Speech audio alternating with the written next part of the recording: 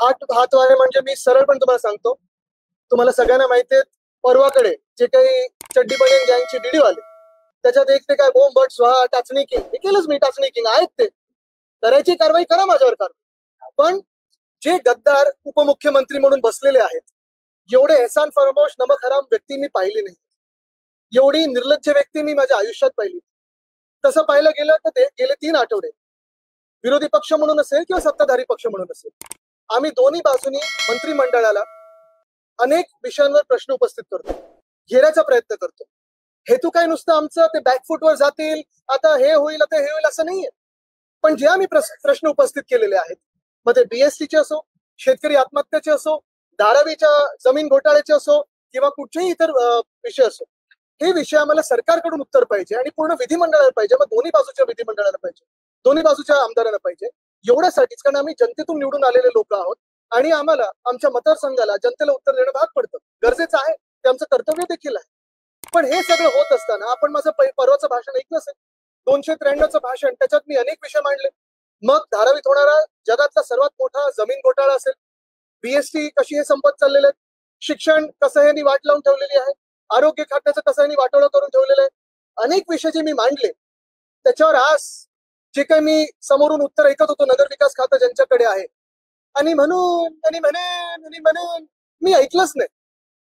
कारण असंच घाणेरडं रटाळ भाषण हे ऐकण्यासाठी आणि 2-2.5 वर्ष जे खोटारडेपणा चालू आहे त्यांचा, हे ऐकण्यासाठी की मी इथे आलेलो नाही.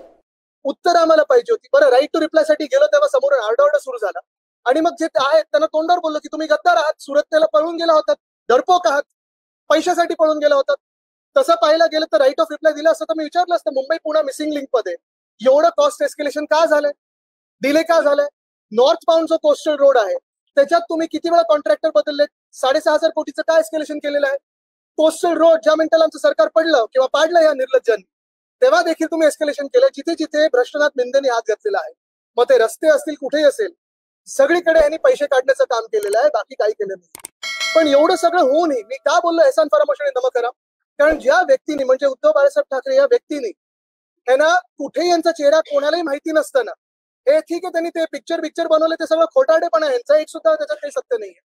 पण कुठेही कोणाला माहिती नसताना उद्धव साहेबांनी यांना असं वरती आणलं, आमदारकी पहिली दिली, त्याच्यानंतर मंत्रीपद दिलं, सलग 2014 मध्ये दिलं. कुठच्याही मुख्यमंत्र्यांनी आतापर्यंत नगरविकास खातं उद्धव साहेबांपर्यंत ज्यांनी सोडलं नव्हतं तसं नगरविकास खातं दिलं. मग नंतर ह्यांनी आमचंच सरकार पाडलं. नगरविकास खात्यात असेल किंवा समृद्धीमध्ये असेल, जे काही घोटाळा केला, ईडी यांच्या घरापर्यंत पोहोचली म्हणून यांना पळून जायला लागलं सुरतला, वॉशिंग मशीन मध्ये ह्यांनी उडी मारली. आरोप करताना उद्धव साहेबांवर असेल किंवा आमच्या पक्षावर असेल, थोडी तरी लाज बाळगा. कोणावर तुम्ही बोलताय, कोणाकडे तुम्ही होतात जे 2.5 वर्षाबद्दल बोलतात? नगरविकास खातं तुमच्याकडेच होतं निर्लज्जांनो, सह्या तुमच्याच आहेत त्याच्यावर सगळ्यांच्या.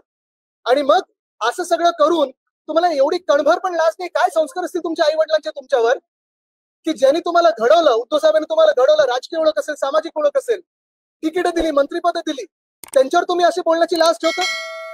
काय घरात संस्कार झाले असतील तुमच्यावर आणि तुमचे मग जे काही आजूबाजूचे असतील त्यांच्यावर? हे थोडं तरी भान ठेवून त्यांनी करावं. ठीक आहे, समोर आल्यानंतर असे झुकतात, ते डोळ्यात डोळे घालून बघू शकत नाही. आज पण मी विचारलं त्यांना, डोळ्यात डोळे घालून करा हे सगळे आरोप?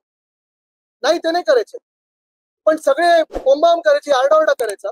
तुम्ही तसं पाहिलं गेलं तर खरं या गेल्या 3 आठवड्यांमध्ये आणि आधी पण अधिवेशनांमध्ये मुख्यमंत्री स्वतः त्यांची उत्तरं द्यायला येतात.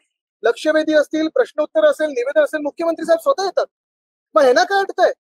का नाही आमदारांना उत्तर देऊ शकत त्यांच्या खात्यावर? आणि रिप्लाय जर द्यायचा असेल तर आम्ही विचारलेल्या प्रश्नांवर द्या, स्वतःचं रटाळ भाषण करू नका.